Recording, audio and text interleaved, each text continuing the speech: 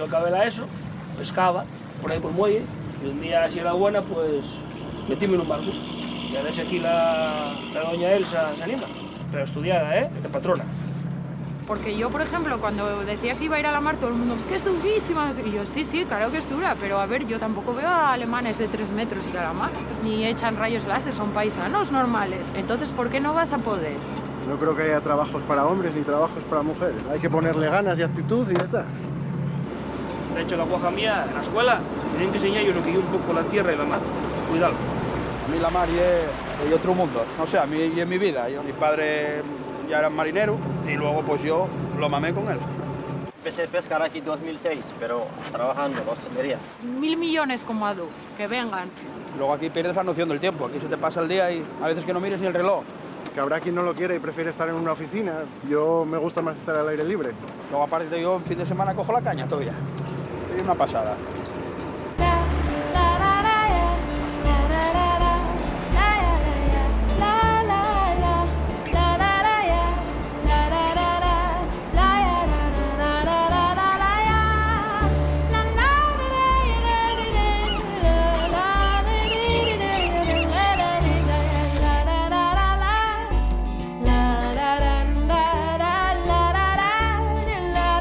Vas a ayudarme, ¿Ya sabes tú?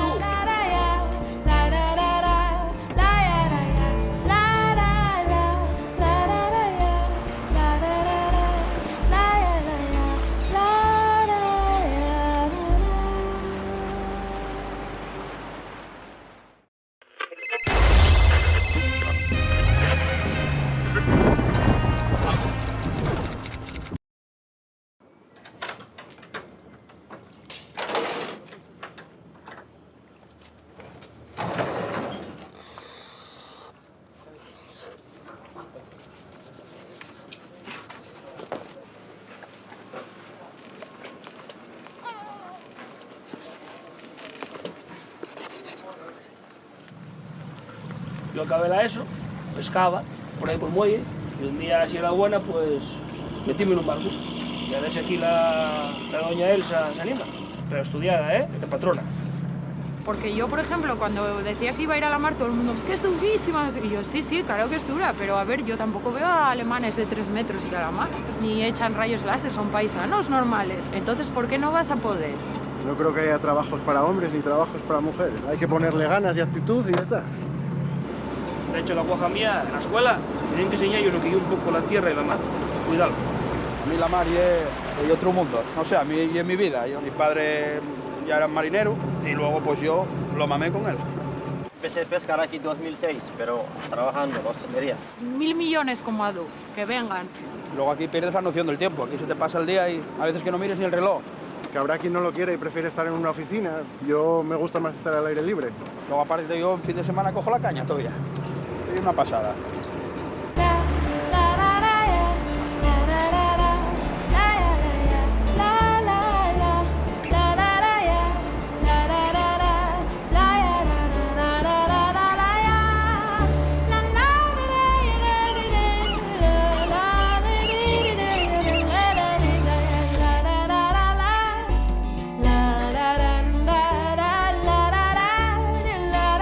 Vas a ayudarme, ¿Ya sabes tú?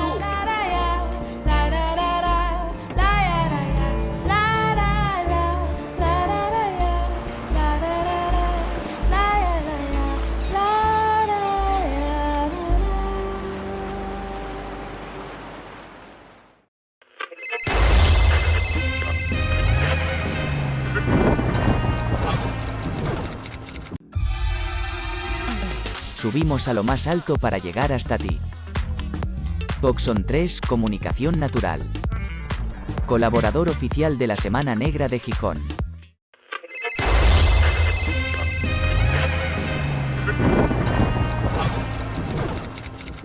Bueno, buenas tardes a todos y todas. Vamos a seguir con los actos de hoy en la Semana Negra. Y ahora vamos a hacer la presentación de la novela gráfica Bajo el cielo de acero de Joan Mundet. Me acompaña en la presentación Pepe Gálvez, que bueno, prácticamente de la organización de la Semana Negra, es también autor de cómic y que tiene la particularidad de haber trabajado como guionista con Joan.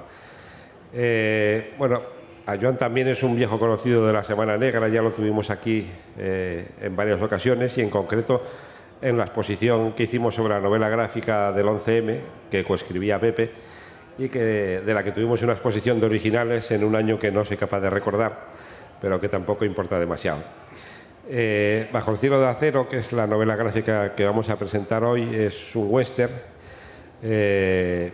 no sé si clásico, crepuscular, las dos cosas a la vez o ninguna de las dos, ahora nos lo explicará Joan, y que es una obra, a mí por lo menos me parece fascinante y me parece ya desde el principio bastante atrevido en estos tiempos en los que lo que más está de moda es la novela gráfica, tochos muy gordos en blanco y negro con gente explicando sesudamente no se sabe muy bien qué.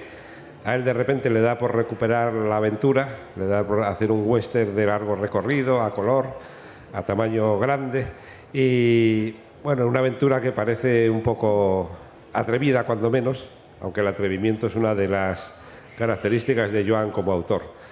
Así que bueno, antes de ceder la palabra a Pepe, aprovecho a preguntarle a Joan, lo primero que se me ocurre es que ¿cómo se te ocurrió embarcarte en semejante aventura? Bueno, yo tenía ganas de hacer un western desde hace muchos años. O sea, de pequeño me llevaban a misa, salía de misa, me compraba el TVO. Pasa que en lugar de comprarme un TVO me compraba el Rin Tin Tin, que eran historietas del oeste. Y se me quedó un pozo. Luego, además, la distracción que había era el cine, y el cine me pegaba unos atracones de ver westerns que no veas. Y entre una cosa y la otra siempre quise hacer un western. Lo intenté varias veces, pero no le pillaba el punto. Hasta que, bueno, me puse con la historia esta de Bajo el cielo de acero.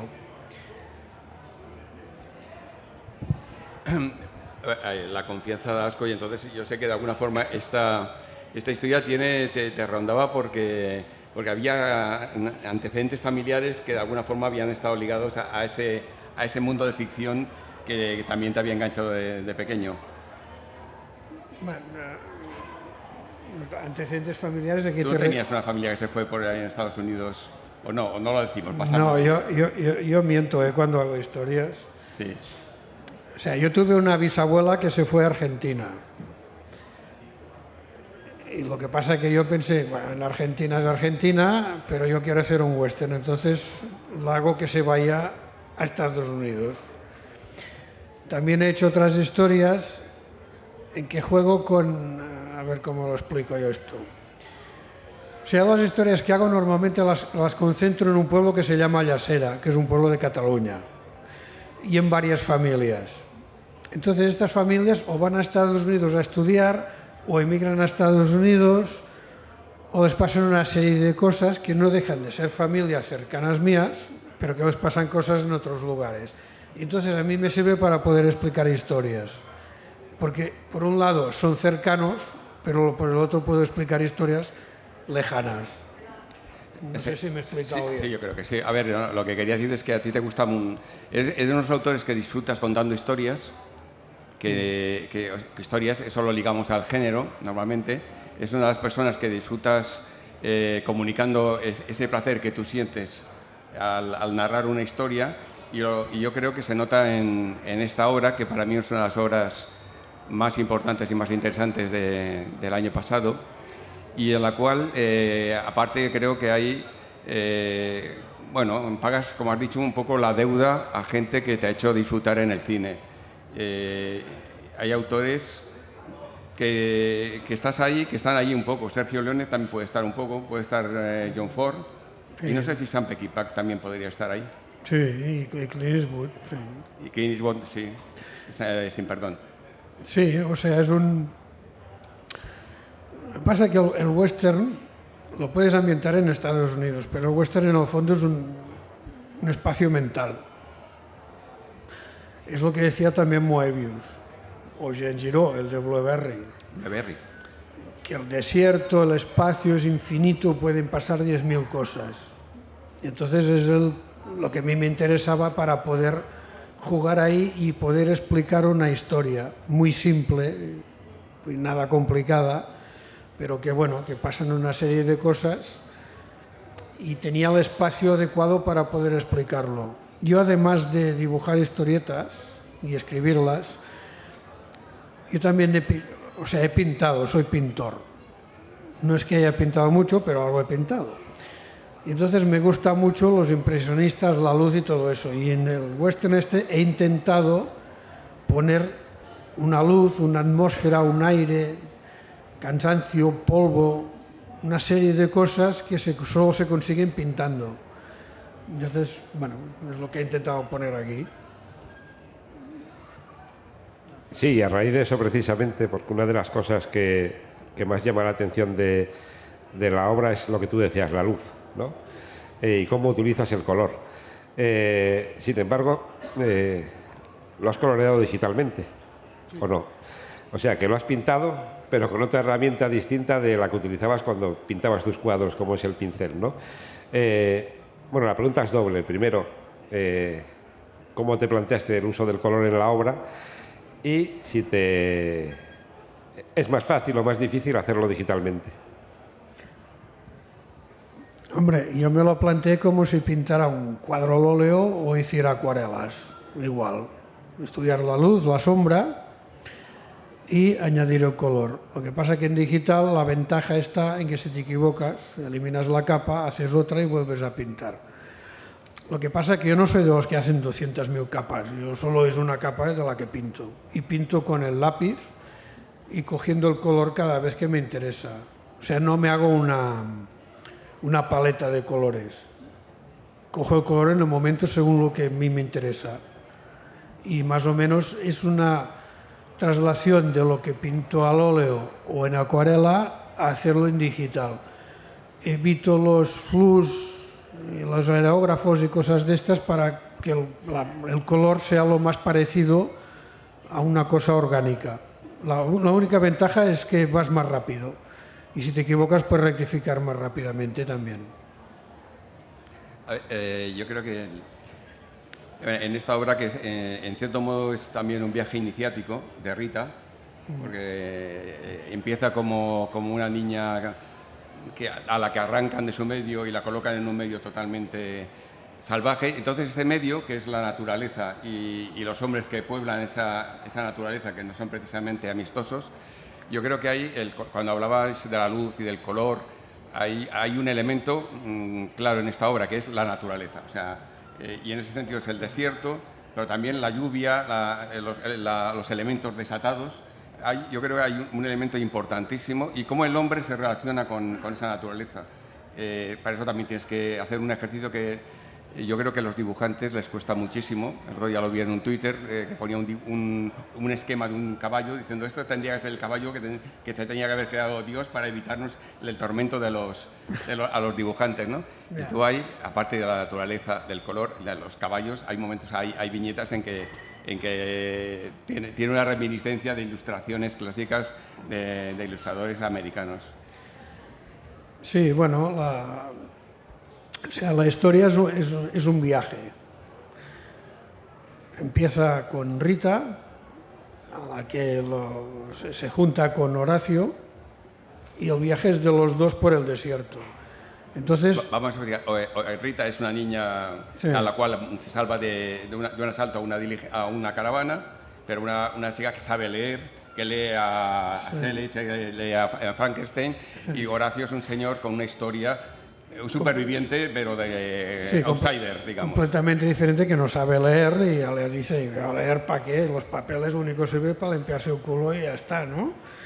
Entonces es la relación de los dos que va cambiando conforme pasa la historia.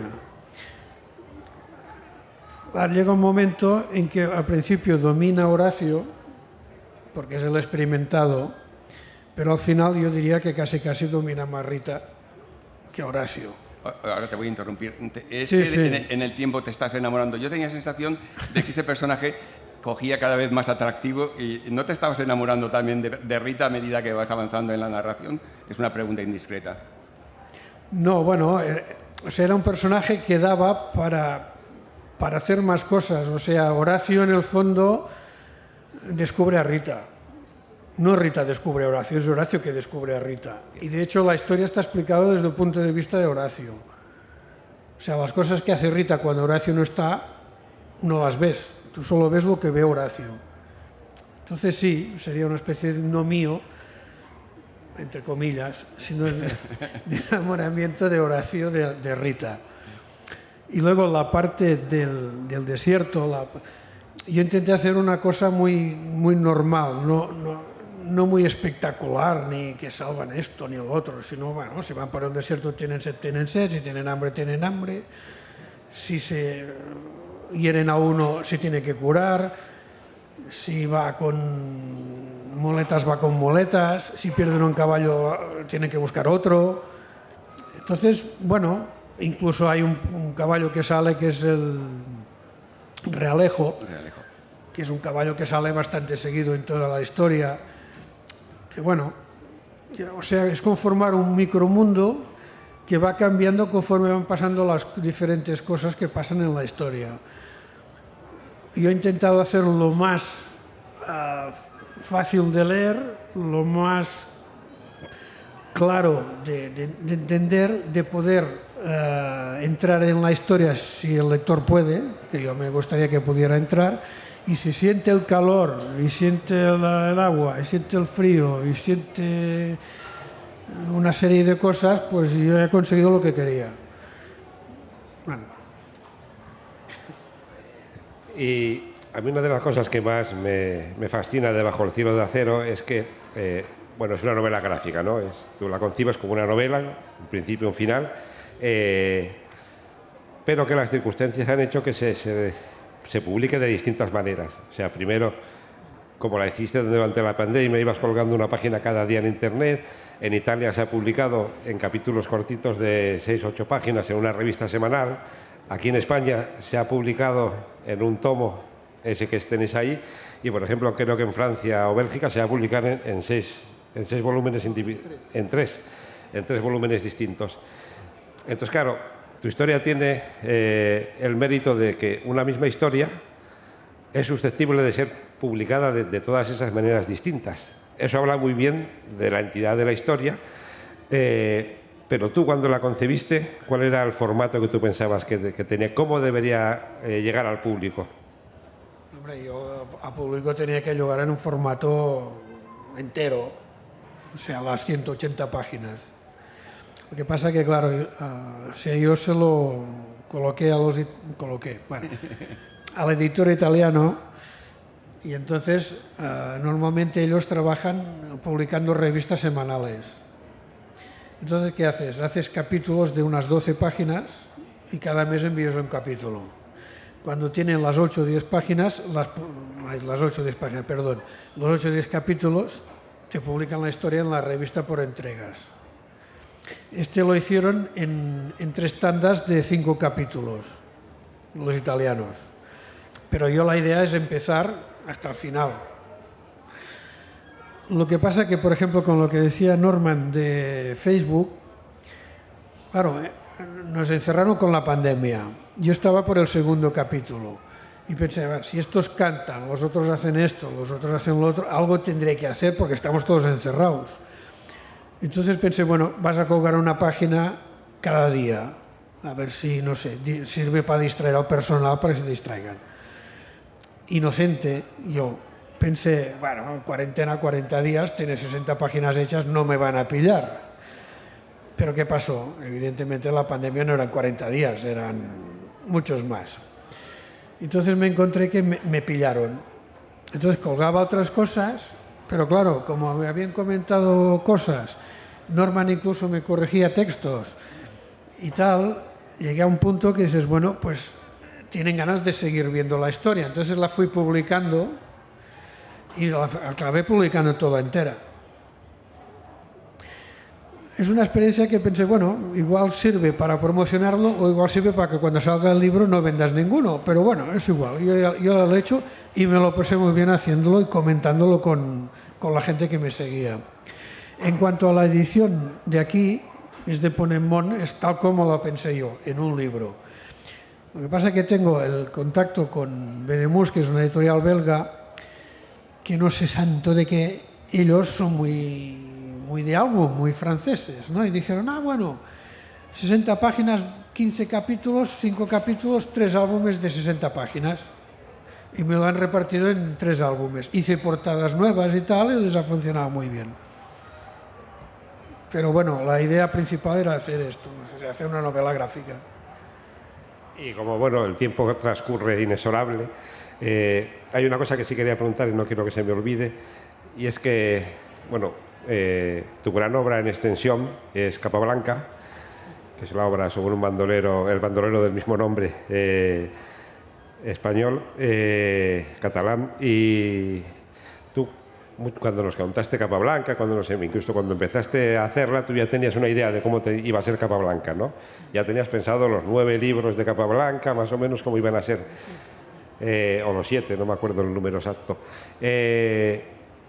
Esta historia también la tenías pensada así, surgió porque sé, y esto no sé si es que es un spoiler o no sé qué, ya estás dándole vueltas a una segunda parte, en la que el protagonismo va a cambiar, ya no va a ser el punto de vista de Horacio, sino creo que va a ser el punto de vista de Rita, que es la que va a ser la protagonista del segundo libro. Aquí ya tenías pensado que estos personajes, que son muy buenos y que, como ha explicado Pepe, funcionan muy bien, ¿ya tenías pensado seguir o te has surgido sobre la marcha? ¿O era como Capablanca, que tú ya tenías una idea para no sé cuántos...? No, en el caso este de Rita Candela, yo había pensado hacer terminar y ya está. Lo que pasa es que el personaje tiene su cosa, y entre esto, los que me seguían, los que me lo comentaron, no, me tienes que continuar y tal, empecé a darle vueltas, y sí, bueno, ya tengo el guión hecho, ya se me ha corrido la historia y he empezado a dibujarla. En cuanto a Capablanca, sí que tenía pensado más o menos de qué iban. Tenía que ser 6 libros, al final han sido 7. Y es curioso porque con Pepe, cuando fuimos aquí con el 11M, nos encontramos en Madrid y vinimos con el tren de la Semana Negra. Y para distraerlo le metí un rollo terrible que le dejé la cabeza así, explicándole todo el Capablanca. Que él me decía, lo que está bien es lo de las brujas, lo que está bien es lo de las brujas. Pero claro, los de las brujas no han llegado hasta el 7º libro, porque claro, cuando yo se lo expliqué no había hecho nada de Capablanca, yo estaba dándole vueltas, ¿no? Pero sí, al final ha llegado al 7º libro. ¿Cuánto nos queda? Tenemos 10 minutos. Si alguien quiere preguntar algo, el procedimiento es muy simple, levantar la mano. Y si no, voy a aprovechar y cometer una digresión. Y voy a preguntar, en vez de al autor, al copresentador. Tú que has sido guionista de Joan, cuéntanos aquí delante de todo el mundo, ¿cuál crees que son sus virtudes como dibujante a la hora de colaborar y lo que más te sacaba de quicio? No, la verdad es que Joan no saca de quicio. En todo caso, lo puede sacar de quicio que se pierda yendo al aeropuerto de Barcelona, que es una cosa muy sencilla. O sea, de complicar cosas sencillas, pero no, Joan no es... O sea, Joan, primero, tiene una gran capacidad de trabajo, lo cual no es frecuente. Y yo creo que luego tiene, cuando hemos colaborado, pues era una gran capacidad de comunicación y que no va nunca... O sea, y que hay una igualdad y que no hay y que hay unas ganas de hacer las cosas conjuntamente, trabajar en equipo, lo cual facilita mucho las cosas. Como dibujante tiene una capacidad de convertir, claro, es algo, no es fácil convertir en un dibujo realista todo, y ya decía antes, el tema, hay imágenes de esta historia que exigen un trabajo de dibujo que es especial, y no solamente porque sea virtuoso el dibujo, sino porque comunica. Yo creo que además Joan, aparte de dibujar realista y dibujar bien, está cada vez comunicando más. Su dibujo es más cálido y más suelto y puede comunicar. Yo creo que va avanzando cada vez más en ese, y en la última experiencia de Lo Todos o Ninguno, yo lo veo ahí, a esos niveles, lo cual le permite trabajar más rápidamente, pero también tener más capacidad de comunicar, ¿no? Y por lo demás, pues me dé una cena luego y hablaremos de ese tema. Y yo sí, lo que sí querría comentar es que una cosa que ha dicho él y que es muy importante en este libro, que es las sensaciones. Es un libro de sensaciones. Cuando dices hambre, frío, la lluvia, la tormenta, el miedo, la persecución, es un libro de sensaciones. Me parece que, de alguna forma, lo que nos queda de aquella cultura que toda una generación vivimos, de que el género del oeste era un género esencial, lo que puede quedar es recuperar esas sensaciones, en parte. Luego, además, lo que tú has hecho, aparte de recuperar las sensaciones, es, en el sentido que decías de Clint Eastwood, desmitificar un poco. No solamente es la épica, sino que hay una contraépica, ¿no?, en esta historia, ¿no? Yo creo que ese toque realista siempre aparece en tus obras, ¿no? Pero no en el toque nomás de dibujo, sino en el concepto de acercarlo al día a día, a cosas cotidianas, a cosas que no aparecen en la épica de los géneros. Sí, Horacio no es un héroe. En teoría sería, entre comillas, un perdedor. Y Rita tampoco es una heroína, es una superviviente. Entonces son historias muy así, o sea, los que ganan, los héroes que ganan tal y cual, no me interesan. A mí me interesan las historias de gente que tiene cosas que explicar o que le pasan cosas y todo eso, ¿no? Que tiene que hacer sus necesidades, que se tiene que lavar, todas esas cosas que no suelen aparecer en la narrativa de épica. Claro, por ejemplo, en Capablanca también lo he intentado hacer, lo que pasa que es un poco más complicado porque hay más hechos históricos metidos en medio y tal, ¿no? Pero también hay momentos de descanso, o bromas, o chascarrillos, o cosas de estas que normalmente no aparecen en los cómics de aventuras o las novelas gráficas de aventuras. Yo la acción por la acción no me dice nada.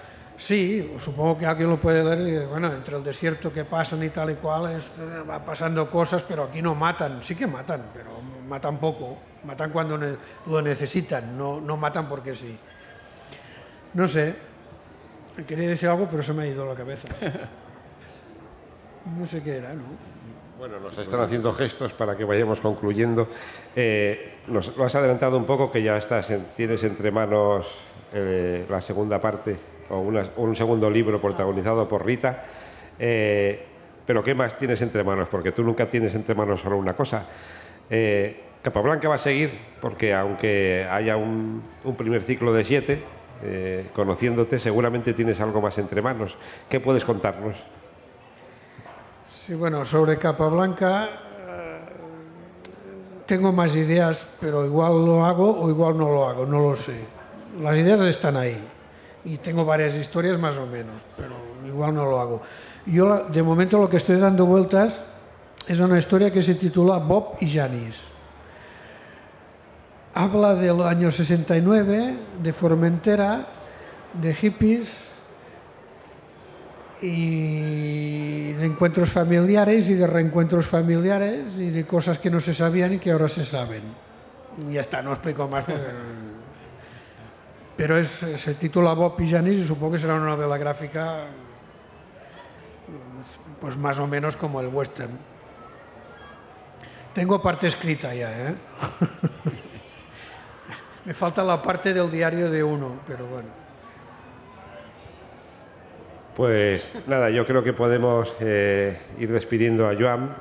Bajo el cielo de acero, no sé si hemos hecho bien nuestro trabajo, Pepe y yo, pero si lo hemos hecho bien, creo que ha quedado claro que es una obra muy poco habitual. Para mí también es uno de los mejores cómics que se han hecho en España el año pasado y merece mucho la pena leerlo y disfrutar del trabajo de Joan, porque tiene muchos niveles, la construcción de los personajes, el color, los espacios, todo. Es una obra que te envuelve y que una vez que empiezas a leerla no puedes parar hasta el final. Joan estará firmando y haciendo unas bonitas dedicatorias en la mesa de allá en la esquina. Y antes que eso, pues lo despediremos, como siempre hacemos en la Semana Negra, con el aplauso que se merece.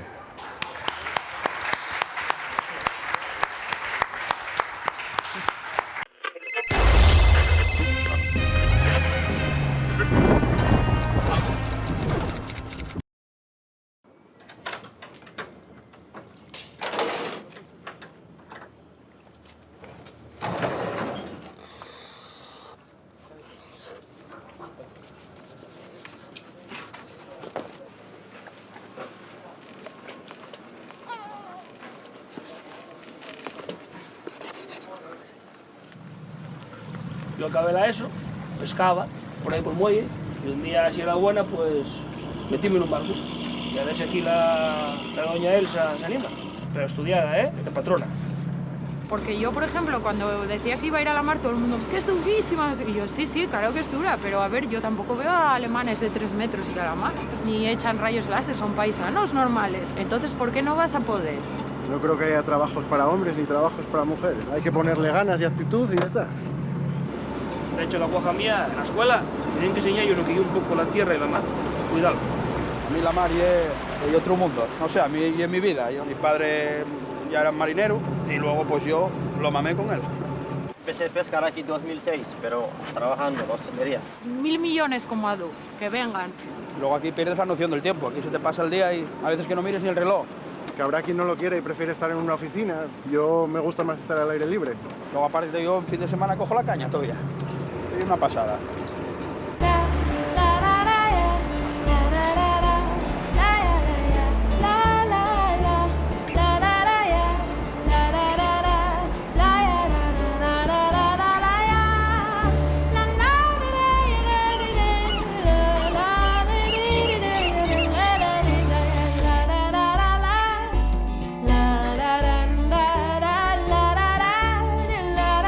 Vas a ayudarme, ¿eh? ¿Ya sabes tú?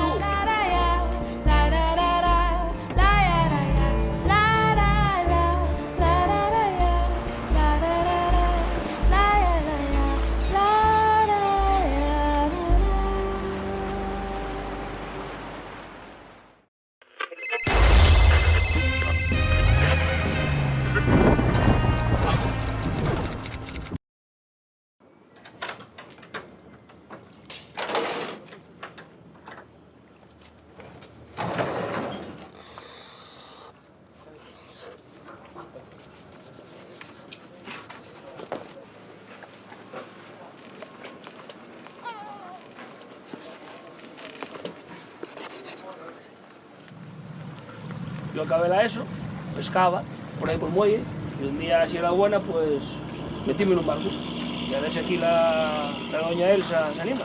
Pero estudiada, ¿eh? De patrona. Porque yo, por ejemplo, cuando decía que iba a ir a la mar, todo el mundo, es que es durísima. Y yo, sí, sí, claro que es dura, pero a ver, yo tampoco veo a alemanes de 3 metros y a la mar, ni echan rayos láser, son paisanos normales. Entonces, ¿por qué no vas a poder? No creo que haya trabajos para hombres ni trabajos para mujeres. Hay que ponerle ganas y actitud y ya está. De hecho, la guaja mía, en la escuela, tienen que enseñar yo lo que yo un poco la tierra y la mar. Cuidado. A mí la mar es otro mundo. No sé, a mí y en mi vida. Mi padre ya era marinero y luego pues yo lo mamé con él.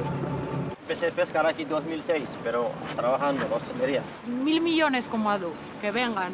Luego aquí pierdes la noción del tiempo. Aquí se te pasa el día y a veces que no mires ni el reloj. Que habrá quien no lo quiere y prefiere estar en una oficina. Yo me gusta más estar al aire libre. Luego aparte yo en fin de semana cojo la caña todavía. Es una pasada.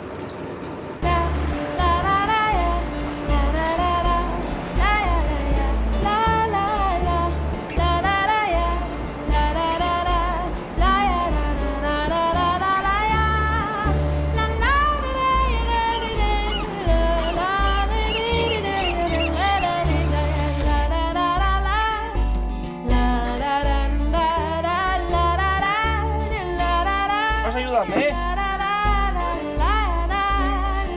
¿Ya sabes tú?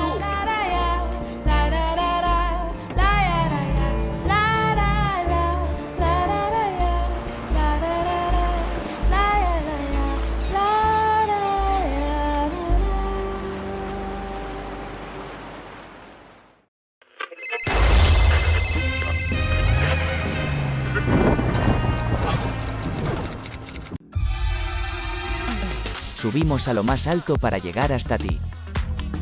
Coxon 3 Comunicación Natural. Colaborador oficial de la Semana Negra de Gijón.